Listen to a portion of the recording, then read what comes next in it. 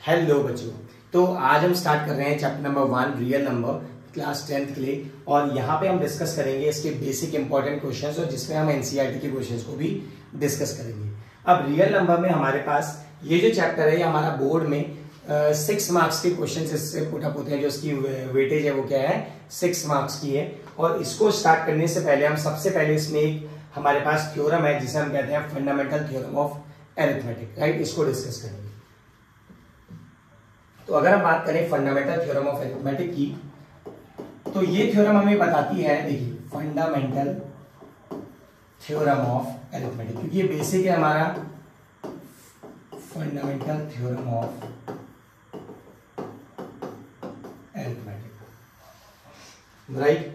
अब जब हम बात करते हैं फंडामेंटल थ्योरम ऑफ अरिथमेटिक की, तो ये थ्योरम हमें बोलती है, एक डेफिनेशन हमें बताती है कि every composite number can be expressed as a product of prime and the factorization is unique apart from the order in which the prime factors are occur।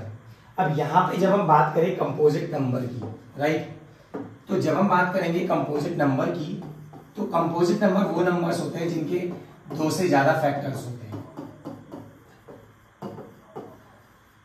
Composite numbers की जब हम बात करें तो ये होता है which have the numbers which have more than 2 factors, which have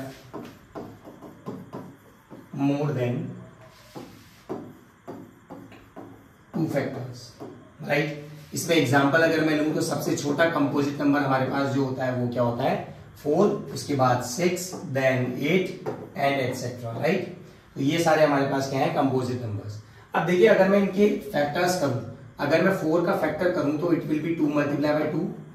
वहीं पर अगर मैं 6 का फैक्टर करूं it will be 2 multiply by 3। अब थोड़ा सा हम एक बड़ा नंबर लेते हैं, कोई लेट्स से 12, राइट। 12 को अगर हम फैक्टर करेंगे 2 multiply by 2 multiply by 3, that is 2 2 4 and 4 3 12। But जब हम बात करते हैं इसके फैक्टराइजेशन की, तो देखिए यहाँ पे अगर मैं इसको 3 मल्टीप्लाई बाय 2 मल्टीप्लाई बाय 2 भी लिखूंगा दैट विल ऑल्सो 12, 3 2 6 6 2 12, राइट। और अगर मैं इसको 2 मल्टीप्लाई बाय 3 मल्टीप्लाई बाय 2 भी लिखूं तो भी इसका फैक्टराइजेशन क्या होगा, 12 ही होगा। तो यही हमें फंडामेंटल थ्योरम ऑफ अरिथमेटिक हमें यही बताता है कि कोई भी कंपोजिट नंबर का जो प्राइम फैक्टराइजेशन होगा वो हमेशा यूनिक होगा। Unique means it will be only 2 2 3, यहाँ पे भी 2 2 3 एंड 2 2 एंड 3। दैट मीन्स जो उनके फैक्टर्स है वो यूनिक रहने वाले हैं हमेशा।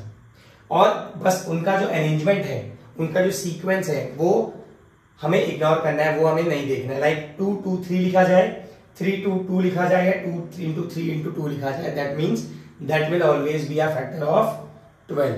यही हमारा क्या करती है, इसी को हम बोलते हैं फंडामेंटल थ्योरम ऑफ अरिथमेटिक।